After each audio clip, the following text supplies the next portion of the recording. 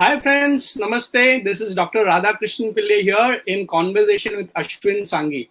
हम अगले 45 मिनट हमारे एक बहुत अच्छे मित्र, एक बेस्ट सेलिंग ऑथर अश्विन सांगी के साथ थोड़ा वार्तालाप करेंगे, चर्चा करेंगे। And it is so interesting, मुझे बहुत अच्छा लग रहा है कि हम लोग ने ऐसे बहुत सारे प्रोग्राम्स किए हैं और बहुत कुछ मुझे सीखने को मिलता है अश्विन जी से। तो सबसे पहले मैं सबको धन्यवाद दूंगा। A very, very warm thank you for joining us on this particular platform at Earth Cultural Fest by the Z Group. And सबसे पहले मैं रिक्वेस्ट करूंगा अश्विन जी को to accept my welcome on this particular program. Thank you so much, Ashwin, for joining on this particular show. Thank you Radha, नमस्ते। और मेरे भाइयों और बहनों को भी मेरा जिसे कहते हैं, मैं क्या कहूँ, ऐसे टाइम पे जहां पर हम सब बंद हैं, कई बार लगता है कि हम कैदी हो गए हैं। तो शायद ऐसी जो चीजें हैं, ऐसे जो प्रोग्राम्स हैं, हमको शायद थोड़ा महसूस दिलाएं कि हम इतने बंद नहीं हैं, शायद हम इतने बंदी नहीं हैं, शायद हम थोड़ा आगे का सोच सकते हैं। तो thank you Radha for giving me this chance and thank you Arth ji. मैं बहुत खुश हूं कि मैं यहाँ पर हूं आप लोगों के साथ। और राधा, आपके साथ तो बातचीत करना बहुत ही, जिसे कहते हैं, दिलचस्प रहता है, because we have so much in common. हमारे दोनों जो करियर थे वो साथ में ही करीब करीब शुरू हुए थे, and both were with books on Chanakya. फिर आपने तो उसको बिल्कुल, जिसे कहते हैं, अपना बिल्कुल फोकस बना दिया और मैं कई और एरियाज में चले गया, पर nevertheless the starting point was the same. Absolutely. लेकिन हमारा किताबों का जो प्यार है, the love for books has never changed. आप लिखते रहते हो, मैं लिखता रहता हूँ और पढ़ने वाले भी काफी पढ़ते हैं। तो थैंक यू अश्विन। और काफी अच्छा लगता है कि मैं अश्विन आपको तीन तरीके से देखता हूँ। पहला बात है, जैसे हमने बोला, you are an author, very very best selling successful author. लेकिन ऑथर से अलावा मेरा जो आपके प्रति जो सबसे ज्यादा रेस्पेक्ट रहा है वो है एज ए रिसर्चर। एंड जो तीसरा स्पेस रहा है वो है एंशिएंट इंडिया, या हमारा जो आप इतिहास में जाएंगे, हमारा जो पूर्व काल में जाएंगे, तो उसमें आपने बहुत सारा रिसर्च किया है। और जैसे आज का जो हमारा विषय भी है, today's topic has been learning from the ancients. So मैं सबसे पहला जो प्रश्न ये कहूंगा कि ये जो विषय है, जो लर्निंग फ्रॉम द एंशिएंट, क्योंकि पीछे जाके जो सीखना है रिसर्च के द्वारा, इस टॉपिक और इस विषय के बारे में आपके पहले पहले क्या विचार आते हैं मन में? देखिए राधा, मेरा मानना है कि क्या हमारी जो दुनिया है ना, वो आजकल बहुत ज्यादा पॉलिटिकल हो गई है। तो और हर पोजीशन के लिए उसके लिए एक नाम हो गया है कि ये लिबरल है और ये कम्युनल है, ये लेफ्ट विंग है, ये राइट विंग है, ये साइंटिफिक है, ये इंट्यूटिव है। मतलब हम कंपार्टमेंट बना देते हैं। मेरा मानना है कि अगर आप रियली देखने जाइए तो हमारे देश में हमारे पास कई ऐसी चीजें हैं जो पुराने जमाने के जो सोच विचार थे, जो जो हमारे पास विज्ञान था, उसको अगर हम थोड़ा सा रिसर्च कर सकें और उससे थोड़ी बहुत हम लर्निंग ले सकें, तो मेरा मानना होगा कि that will be good for India. अब कई ऐसे हैं जो कहते हैं कि यार, आप लोग जो है, आपका जो ऑब्सेशन है पुराने जमाने से, ये मतलब जिसे कहते हैं बहुत नेगेटिव ऑब्सेशन है। आप हर चीज को एंशिएंट से लिंक करना चाहते हो। तो आप कहते हो कि भाई, अगर फ्लाइट टेक्नोलॉजी था तो भाई वो द राइट ब्रदर्स ने एयरप्लेन नहीं क्रिएट किया, क्योंकि रामायण में लिखा है कि पुष्पक विमान था। Nuclear technology, no nuclear technology was there in the times of the Mahabharat. ये जो थिंकिंग है, ये बड़ी एक्सट्रीम है। पर जो दूसरी थिंकिंग है कि नहीं, हमारे एंशिएंट विजडम में कुछ भी मीनिंगफुल नहीं था, वो भी बहुत नेगेटिव सिस्टम है। तो हमको इन दोनों व्यूज का मिश्रण करना पड़ेगा। हमें कहीं ना कहीं उसका इक्विलिब्रियम फाइंड करना पड़ेगा। मेरा मानना है कि अगर हम वो बैलेंस अचीव कर सकें एंशिएंट और मॉडर्न में, और आप देखिए जो हमारे जो पुराने ऋषि मुनि थे, वो कई बार हमको ऐसी चीजें कह जाते हैं जो आज तक मतलब चौंकाने वाली चीजें हैं। जैसे for example there is a hymn in the Rigveda which says that I bow to the sun, which travels at 2,202 yojanas per half nimisha. Now, actually, जब हम उसका कैलकुलेशन करते हैं तो हम देखते हैं कि it is very close to the speed of light, very very close to the modern day speed of light. And what is wondering कि इन्होंने मतलब उस जमाने में तो इनके पास टेलीस्कोप नहीं थे, उनके पास इंस्ट्रूमेंट्स नहीं थे, but how did they find out? And then we realize, nahi, there are two types of wisdom. There is scientific wisdom, which is based on research, and then there is intuitive wisdom. And ये जो हमारे great scientist थे Albert Einstein, उन्होंने ही कहा कि intuitive wisdom is the master and rational thought is the servant.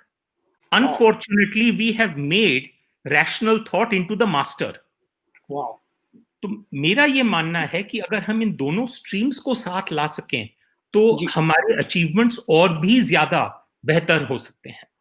बिल्कुल बिल्कुल, आपने बहुत अच्छा जो पॉइंट बताया कि it is not just ancient but it's also scientific as well as spiritual. तो इंट्यूटिव जो आपने बताया, लेकिन एक मुझे जो काफी अच्छा आपका रिसर्च मेथोडोलॉजी जो लगता है, जो आपकी जो शोध की जो सिस्टम है, तो it is not just about ancient India, केवल भारत के बारे में नहीं है। यू हैव स्टडीड अब्रॉड, आप बाहर बहुत जाते हैं, you have been acquainted with the business world and also with the western world, आप बाहर भी पढ़े लिखे हैं। तो कहीं आपको ऐसा लगता है कि कोई ऐसी कॉमनैलिटीज जो वेस्टर्न रिसर्च में या वेस्टर्न एंशिएंट में और हमारे एंशिएंट में कोई मिश्रण या कोई मिलाव आपको दिखता है? Any commonness that you see in western and Indian ancient? भाई आप देखिए ना, in fact this is a topic which is close to your heart Radha, पर कई लोग ऐसे हैं जो कहते हैं कि जब हम चाणक्य की राइटिंग्स पढ़ते हैं तो हमें लगता है कि he is the Indian Machiavelli. जी। And of course the famous book of Machiavelli was the prince. पर लोग भूल जाते हैं कि Machiavelli came many many hundreds of years after Chanakya and the Arthashastra. So in that sense अगर आप मैकियावेली और चाणक्य में कंपैरिजन करेंगे तो आपको कहना होगा कि भाई Machiavelli was probably the European Chanakya in that sense because he came much later. पर अगर आप उनके जो विचारधारा हैं अगर आप देखें तो कई जो स्ट्रेटजीज हैं मैकियावेली के और चाणक्य के, उनमें काफी कॉमनैलिटी, जहां तक जिसे कहते हैं कूटनीति की जो प्रिंसिपल्स हैं वो काफी हद तक कॉमन है। पर जो एक चीज आपको दिखेगी अर्थशास्त्र में, and you are better in a position to say this because you are probably the world's leading authority now on Chanakya. But जो आप एक चीज देखेंगे वो है कि जो अर्थशास्त्र है, yes the means are important but the end is very important. तो मतलब जो nobility of purpose है वो हमें अर्थशास्त्र में दिखता है, whereas वो जो nobility of purpose है वो आपको प्रिंस में महसूस नहीं होगा। तो that I think is very important. And then अगर why only Arthashastra, let us go back to our epics also ना। आप जो आज के मॉडर्न मैनेजमेंट फिलोसफीज हैं राधा, देखिए जैसे फॉर एग्जांपल अगर आप रामायण में चले जाइए तो वो जो पूरी कथा है अबाउट द वानर सेना एंड द वानर सेना, वो जो पूरा जिसे कहते हैं वो जो पूरा पुल है भारत से लंका तक, वो कैसे बना without team work. Now today team work has become a very common constant across management philosophy, but you see the application of teamwork even within the Valmiki's Ramayana. आप ये देखिए, वो बहुत ही इंटरेस्टिंग इंसिडेंट है रामायण में जहां पर रावण पड़ा हुआ है बैटलफील्ड पे इंजर्ड, एंड राम कहते हैं लक्ष्मण से कि तुम जाके उनसे जरा जो भी सीख ले सकते हो तो आप उनसे जाके सीख लो। और लक्ष्मण जाके रावण के सामने खड़े हो जाते हैं, but he stands near his head, so Ravan does not share anything with him. And फिर उसके बाद लक्ष्मण वापस आ जाते हैं and he is very upset, he says कि देखो इसकी ऐंठ नहीं गई। एंड फिर रामचंद्र जी वहां पर चले जाते हैं और उनके पैरों के पास खड़े हो जाते हैं in all greatest humility. And फिर रावण उनके साथ थोड़े बहुत जो उनके टिप्स हैं, उनका जो नॉलेज है वो शेयर करते हैं। So now you imagine the value that we have placed on knowledge management even at the time of the Ramayan, कि भाई what is the value of knowledge, what is the value of information. You look at things like, for example, आज हम लोग we are realising कि इतना ये pandemic जो चल रहा है, और आप और मैं ये जो सेशन है हम कर रहे हैं at a distance, we are sitting far apart, the organisers are sitting somewhere else, our audience is sitting all over the country. हमने क्या किया है, इसमें एक ही वर्ड्स माइंड में आता है, वो है इम्प्रोवाइजेशन। We have improvised. पर वो इम्प्रोवाइजेशन आप देखिए, go back to the Ramayana and you see Hanuman's burning of Lanka, कि भाई उसकी पूंछ जल रही है but he wants to make best use of that burning tail so that वो पूरी लंका को जला सके। तो what I am saying is that many of these modern concepts which we are talking about are also there in our ancient learning. I am not saying that we are the ones who created it. नहीं, मैं वो नहीं कह रहा हूं, पर मैं कह रहा हूं कि आप कुछ हद तक कई ऐसे सीख ले सकते हो from your ancient knowledge, from your ancient learnings. नहीं, आपने बहुत अच्छा कहा कि सब कुछ नहीं लीजिए लेकिन कुछ तो लीजिए और आगे बढ़िएगा। It is very important to move forward by learning from the ancient. So मैं भी हमेशा ये कहता हूँ कि never get stuck in the past, get inspired by the past but move towards the future. ये आपने बहुत अच्छा पॉइंट बताया। मेरा हमेशा एक प्रश्न रहता है जो एंशिएंट इंडियन कल्चर के ऊपर रिसर्च करते हैं, कि आपका जो आरंभ, where the starting point happen, आपके जीवन में वो आरंभ कब हुआ? इंडियन रिसर्च, एंशिएंट इंडिया पे आपका इंटरेस्ट और स्टडी शुरू हुई, थोड़ा उसके बारे में बताएंगे? जरूर। सो यू नो राधा, मेरे जो भी मुझे जानते हैं उनको मालूम है कि मैं लेखक नहीं हूं, मैं रिसर्चर नहीं हूं,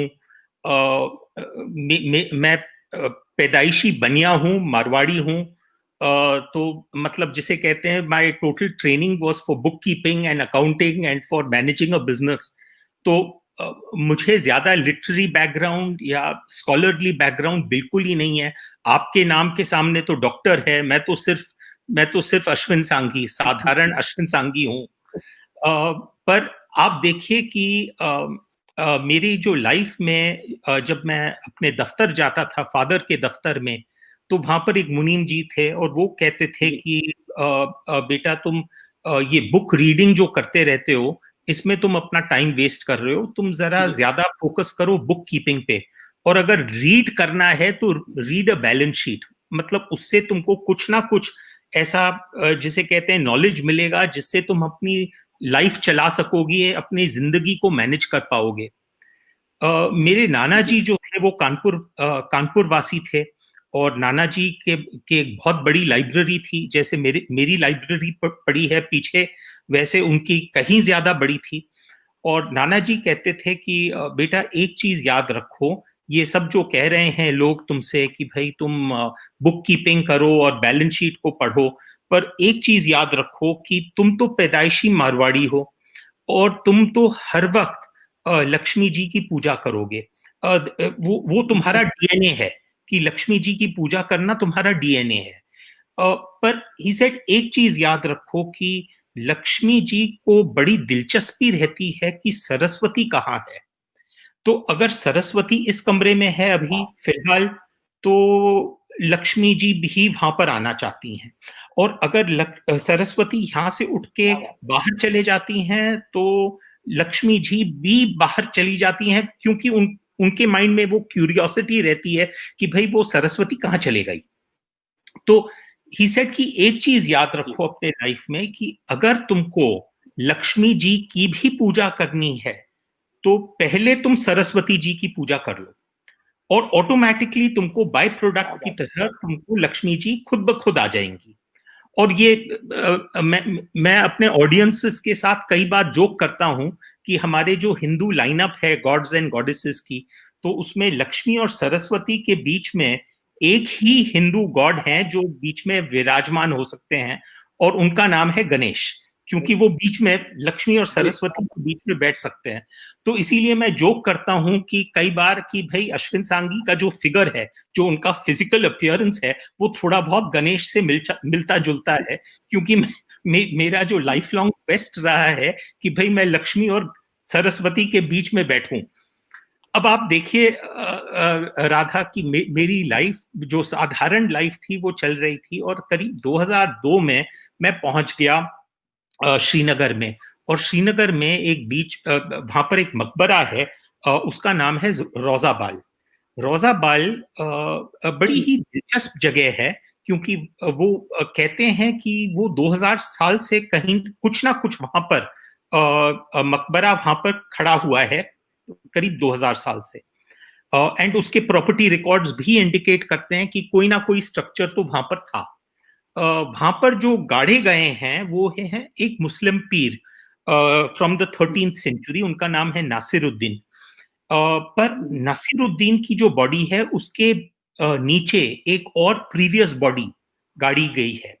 तो that is a not a Islamic burial but a Jewish burial with a east west orientation. जो नासिरुद्दीन की ओरिएंटेशन है it is Islamic with the head pointing towards Mecca. तो लोग कहते हैं कि यहाँ पर जो बेरिड है, ओरिजिनल जो यहाँ पर बेरिड हैं, वो हैं ईसा मसीह। तो मुझे मतलब हैरियत हो गई कि भाई ये यहाँ पर जीसस क्राइस्ट कैसे पहुंच गए। तो देन मेरा रिसर्च शुरू हो गया उस टॉपिक पे कि इज इट पॉसिबल कि वहां पर जीसस क्राइस्ट जो है वो बेरीड हैं। वहां पर हो सकता है कि अब जैसे पाकिस्तान और इंडिया के बीच में एक शहर है, हिल स्टेशन है, उसका नाम है मरी। तो मैंने उस पे रिसर्च करना शुरू किया। पता चला कि भाई कई ऐसे कहानियां हैं जो कहते हैं कि ईसा आए थे और उनकी मदर जो थी वो तब तक काफी मतलब उनके एडवांस स्टेज हो गई थी। तो वो इंडिया पाकिस्तान के बॉर्डर पे जो एक शहर है वहां पर उनका देहांत हुआ, और इसीलिए उस जगह को मरी कहा जाता है। तो कई ऐसे दिलचस्प कहानियां उभर के आनी शुरू हुई, और वहां से फिर मेरा दौर शुरू हो गया जिसे कहते हैं रिसर्चर और कहानीकार और स्टोरी टेलर का। जिसे कहते हैं लाइफ इज वेरी स्ट्रेंज। तो कई बार अपने को रियलाइजेशन होता नहीं है कि भाई हम इस डायरेक्शन में, हम इस दिशा में निकल के चले जाएंगे, पर वो ही हुआ। तो पहली जो किताब थी द रोजाबाल लाइन वहां से पैदा हुई। पर वो जो कहानी थी सिर्फ जीसस की, मुझे रियलाइजेशन हुआ कि हम जब इंडिया की बात करते हैं तो हमारे जो मेजर रिलीजन्स हैं, हिंदुइज्म, बुद्धिज्म, सिखिज्म, जैनिज्म, इसको हम एक दर्जा देते हैं विच इज कॉल्ड धार्मिक। और जो वेस्ट के ज्यादातर जो रिलीजन्स हैं, जुडाइज्म, क्रिश्चियनिटी एंड इस्लाम, इनको हम दर्जा देते हैं ऑफ एब्राहमिक, कि एब्राहमिक रिलीजन वर्सेस धार्मिक रिलीजन्स। पर जब मैंने इस पे रिसर्च करना शुरू किया तो मुझे काफी, जिसे कहते हैं, ताजुब हुआ कि अगर आप सिर्फ एक अक्षर ब्रह्मा और इब्राहिम देखिए, तो जो ओरिजिन है एब्राहमिक रिलीजन्स का वो है इब्राहिम। और अगर आप अक्षर उसमें से निकाल के उसको एंड में डाल दीजिए तो वर्ड बन जाता है Brahma. Instead of Ibrahim the word becomes Brahma. तो मैंने सोचा कि ये तो शायद हो सकता है कि सिर्फ कोइंसिडेंस हो। पर फिर जब मैंने इसमें ज्यादा रिसर्च करना शुरू किया तो मुझे पता चला कि भाई इब्राहिम बाइबल के हिसाब से उसकी एक वाइफ थी, उस वाइफ का नाम था सारा। और ब्रह्मा जी की जो कंसोर्ट है, हर वक्त ब्रह्मा जी का जो डिपिक्शन होता है वो होता है सरस्वती जी के साथ। सो एक तरफ सारा, एक तरफ सरस्वती, एक तरफ ब्रह्मा, एक तरफ इब्राहिम। तो जिसे कहते हैं, मैं बिल्कुल चौंक गया। मैंने कहा कि you know what is it that you are seeing. And अच्छा, अब बाइबल में चले जाइए तो आप देखेंगे कि भाई ट्रिनिटी का बड़ा महत्वपूर्ण जिसे कहते हैं दर्जा है, father son holy ghost trinity. But Hinduism में भी हमारे ट्रिनिटीज हैं, ब्रह्मा विष्णु महेश और लक्ष्मी सरस्वती काली। अगर आप इन दोनों को ट्रायंगल बना दीजिए और इन दोनों ट्रायंगल्स को पास ले आइए, तो आप देखेंगे कि वहां पर आपको एक 6 पॉइंटेड स्टार मिल जाता है। और कई हिंदू मंदिरों में आपको वो 6 पॉइंटेड स्टार जो है वो आपको कार्विंग दिखेगा, ओम के साथ, स्वास्तिक के साथ, वगैरह वगैरह। कई कई बार मुझे जो मामला जो है, जैसे अगर आप एक 15th सेंचुरी 16th सेंचुरी एक पेंटिंग है मोहम्मद गजनी के मकबरे का, और वहां पर वो जो पेंटिंग है उसमें अगर आप उस मकबरे के दरवाजे देखें तो उन दरवाजों पे 6 पॉइंटेड स्टार्स हैं। पर वो दरवाजे कहां से आए थे? वो दरवाजे जब उन्होंने 9 या 10 बार सोमनाथ पे हमला किया था, तो जो आखिरी बार था जब आप उनका सबसे जो विशेष हमला हुआ था, उसमें उन्होंने वहां के जो सैंडलवुड के दरवाजे थे वो अपने साथ ले गए थे, और वो दरवाजे जो थे उनके मकबरे के बाहर लगाए गए आफ्टर गजनीज डेथ, और उस पे आप वो 6 पॉइंटेड स्टार देख सकते हैं। तो ये जो पुराने कनेक्शंस हैं, ये कनेक्शंस मुझे बहुत फैसिनेट करते हैं कि मिथ और हिस्ट्री का मिश्रण कहाँ किया जा सके, क्योंकि मेरा पुराना फॉर्मूला है myth plus history is equal to mystery.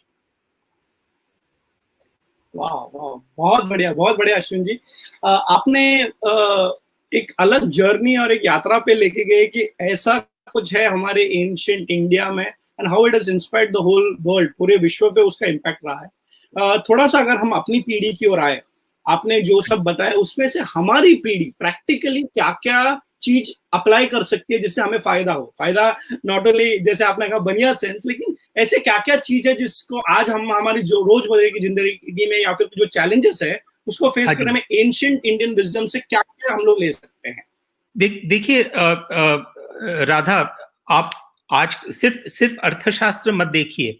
अगर आप महाभारत में महाभारत का एक चैप्टर है विच इज द शांति पर्व, तो उसमें there are Shanti Parva is very important because of the fact कि मतलब उसमें कई ऐसे लेसन्स हैं for peaceful times, to how to run a kingdom, जो आप अर्थशास्त्र में भी देखते हैं बट आप वो शांति पर्व में भी देखते हैं। पर अल्टीमेटली अगर आप इन दोनों, whether it is Gita, whether it is Mahabharata, whether it is Arthashastra, ultimately इनका फोकस एक चीज पे है which is called dharma. Dharma is the most important. And अगर आप देखिए तो हमारे जो पुराने जो राइटिंग्स हैं उसमें महर्षि मनु ने बेसिकली कुछ ऐसे प्रिंसिपल्स दिए हैं which are in terms of कि भाई अगर आप कहते हो कि धर्म के हिसाब से आपको अपनी जिंदगी जीनी है, तो धर्म का मतलब क्या होता है। And he has actually enumerated things which look very, very normal and similar to today's corporate management. Like, for example, one of the topics he talks about is dhriti, which is what? Patience, धीरज, धैर्य. And आपको तो मालूम ही है कि भाई आज के जमाने में अगर आपके पास पेशेंस नहीं है तो you cannot manage anything. He talks about a concept called shama, which is ultimately maafi. Sahanshilta, pardon, tolerance. He talks about, shaucham. This is so important, shaucham, purity. But purity in today's day and age, we are realizing what is meant by purity, not just internal purity, but also external purity. That how to keep ourselves clean, how to keep our thoughts clean, how to keep our surroundings clean. These are all things that have been covered by Manu. He talks about vidya, which is knowledge, both material and spiritual knowledge. You talk about, for example, asteyam meaning, in other words, ki imandari, how to maintain honesty and transparency in our transactions and in our dealings. So ultimately it all boils down to dharma. And of course, the final principle that Maharishi Manu gives is, of course, satyam, which is truth. Because ultimately, if you want to focus on dharma, then without satyam, without truth, there can be no dharma. So I think there is a lot that we can pick up from and apply to our present day, Radha, even from the ancients. You know, I have always believed कि आप ये सोचिए ना राधा, लेखक का काम क्या है? हमारा काम है कि हम पुरानी चीजों को नए अंदाज से बताएं और नई चीजों को पुराने अंदाज से बताएं. So in other words, you know, we make the old things sound new and we make the new things sound familiar, you know. पर आज के जमाने में हमें थोड़ा सा सोचना पड़ेगा कि भाई हम अपना जो सोच है, अपना जो नजरिया है, वो मुझे याद नहीं कौन से लेखक थे जिन्होंने कहा कि नजर बदलो तो नजारे बदल जाते हैं, सोच बदलो तो सितारे बदल जाते हैं. In other words, by changing your thought, you can change the stars, you can change your destiny. That, I think, is what we can take away from our ancients. एक बहुत अच्छा सवाल है कि कोई अगर इस मार्ग पे to understand ancient Indian wisdom, पहली से कौन सी किताबें आप रेकमेंड करोगे जिसके वजह से उनकी जर्नी या उनकी जो यात्रा है थोड़ी अच्छी डायरेक्शन में चले जाए? क्योंकि एज एन ऑथर हम लोग बहुत पढ़ते रहते हैं. So for those beginners in ancient Indian wisdom, kindly recommend some few books which has benefited you also. Radha, देखिए, एक तो I would definitely say that the very first book that anyone should read is probably the Arthashastra, and I'm sure you will wholeheartedly agree with me on this कि आपका जो starting point है वो अर्थशास्त्र से होना चाहिए. And there is a very good translation of the Arthashastra which is by Rangachari, and I probably would say that should be a good starting point. The second, I think, learning should be from the Mahabharata itself. The Mahabharata, to my mind, one of the finest translation was the one by Raja Gopalachari. So if you are an English reader, then probably Raja Gopalachari's Mahabharata retold is a very good starting point. And then when it comes down to, I would say, probably spirituality, मेरा जो जिसे कहते हैं मेरी जो journey है वो शुरू हुई actually from a book called autobiography of a yogi by Paramahansa Yogananda. Because कई ऐसे कॉन्सेप्ट्स हैं हमारे एंशिएंट इंडिया में एंड मॉडर्न इंडिया में. You know Radha, I want to for a minute just, I am sorry, मेरी ये पुरानी आदत है, मैं इधर उधर चले जाता हूँ. तो जब भी मैं बहुत ज्यादा स्ट्रे कर जाऊं, आप मुझे प्लीज कह दीजिए कि अश्विन जरा शट अप करो. तो you know the thought has always been in my mind कि God क्या है, what is God? And my view is always कि God is equal to infinity minus knowledge. Infinity meaning ये जो पूरा हमारा जो ब्रह्मांड है उसको आप समझ लीजिए, that is infinity, the whole universe. And knowledge is the extent of human knowledge. What is it that we know? So what we don't know is God. Now, usme, I think the greatness of India has always been in the fact that we said, okay, it doesn't matter what you think, but you and I can have many truths. So, जैसे अगर आप, you know, let us say you consider something like, let us say, the Mahabharata. You know, if we consider, let us say the Ramayana, that we have 300 versions of the Ramayana. Yeah. And in those 300 versions, whether it is the Valmiki Ramayana, whether it is the Ramcharitmanas, whether it is the Adbhut Ramayana, the Anand Ramayana, the Lao Ramayana, the Muslim Ramayana, and so many other versions, all of them have slightly different stories. But does one Ramayana make the other Ramayana any less truthful? Because we considered that these were all truths, that we could all coexist, and many truths can exist at the same time. I think those are the sort of concepts that a book like Autobiography of a Yogi makes you understand. That एक ऐसा आदमी है जो वो देखता है कि वो शिवलिंग को देखता है और कहता है कि ये पत्थर है, और एक आदमी ऐसा होता है जो पत्थर को देखता है और कहता है वो शिवलिंग है, उसमें सही कौन है? The point is that it, you may be a person who believes that God created man. I may believe that man created God and that God is a myth. You may be a Nastik. I may be a Nastik. You may worship Shiv. I may worship Vishnu. We may choose to worship everything. And that is what is great about this Indian culture, that everything is fine.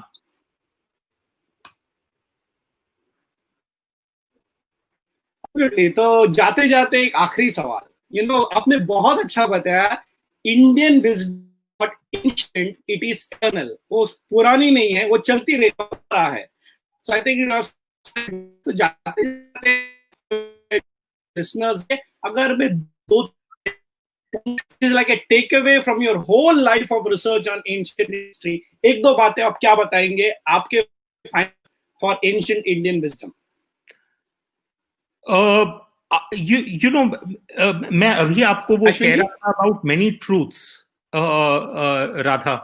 एक वो पुरानी कहानी है हाथी वाली, कि भाई कुछ अंधे लोगों को के सामने एक हाथी रख दिया जाता है और एक आदमी उसकी पूंछ फील करता है तो उसको लगता है कि हाथी तो रस्सी की तरह है, और एक उस हाथी के सूंड पे अपना हाथ फेरता है तो उसको लगता है कि हाथी शायद पेड़ की तरह है, और एक हाथी के कान छूता है तो उसको लगता है कि हाथी शायद पंखे की तरह है. पर क्या उसमें कोई भी ऐसा एक इंसान है जिसके पास पूरी, जिसे कहते हैं, who has a full perspective on that hathi? Actually, as far as each one of them is concerned, they are absolutely being honest and totally being truthful, but they do not have the complete wisdom of sorts. So to my mind, the greatest achievement that we can have is in terms of being able to arrive at the full picture, to be able to have a much wider vision, canvas,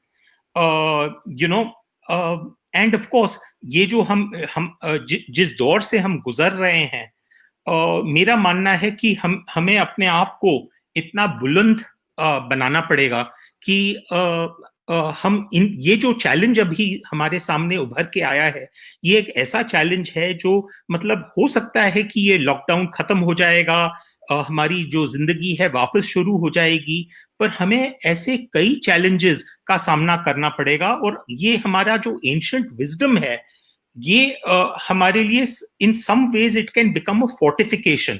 तो वो एक राधा, एक शायद आपको मालूम होगा, एक वो पुराना शेर था अल्लामा इकबाल का, उसमें वो कहते हैं कि खुद को कर बुलंद इतना कि हर तकदीर से पहले खुदा बंदे से ये पूछे बता तेरी रजा क्या है. तो अगर रजा पूछना हो तो I think the best place to find out is probably by going back into our wisdom and seeing what has already been written. Because why should we try and recreate the wheel? It's already there. Undoubtedly, we probably need to have a better understanding and a better, probably in some ways, we need to see how we can make that old learning more applicable today. But this is where at least I'm coming from. बिल्कुल अश्विन जी, समय की मर्यादा को देखते हुए एक conversation, अभी ये जो व्यूअर्स है उनको मेरा एक छोटा सा रिक्वेस्ट है, जो अश्विन जी ने बताया कि बहुत किताबों में कुछ डॉक्यूमेंट करके रखा है, कहीं जाइए, बायोग्राफी, योगी, अर्थशास्त्र, रामायण, महाभारत, कि ये जो आपकी कभी अंत नहीं होगी, अंत होती है तो यात्रा नहीं है. And as they say, if you can't go out, at least go in. During the lockdown, अभी हम बाहर जा सकते हैं, लेकिन जैसे अश्विन जी ने कहा, बहुत अच्छा है, रिसर्च कीजिए, अपनी परंपरा, अपनी धर्म को पहचानिए. इतना अच्छा समय चिंतन मनन के लिए शायद हमें दोबारा ना मिले, तो इसका पूरा उपयोग कीजिएगा. जैसे कहा अश्विन जी ने कि राधा, जो अभी आपने कहा कि if you can not go out, you can at least go in. हमारे एक ग्रेट थिंकर थे of his times, Victor Hugo, and उन्होंने कहा था that where the telescope ends the microscope begins. So can we start looking inward at least Wow. in terms of our wisdom. Right. Absolutely. Absolutely. Thank you so much, Ashwin ji. It is an honor. आपसे तो बातें करते रहेंगे. और जिन्होंने अश्विन जी को सुना है पहली बार, बहुत सारे YouTube वीडियोस हैं उनके, बहुत सारे किताबें, जुड़ते रहिएगा और किताबें पढ़ते रहिएगा. एंड फाइनली रिमेंबर, जैसे मैंने कहा था कि Indian wisdom is not ancient, it is eternal. वो पुरानी बातें नहीं है, वो हमेशा की बातें हैं. ज्ञान के सागर में डूबते जाइए और ज्ञानी बनते जाइए. Thank you so much, Ashwin ji. Namaste. For all the audience, thank you for the organizers also. Thank you.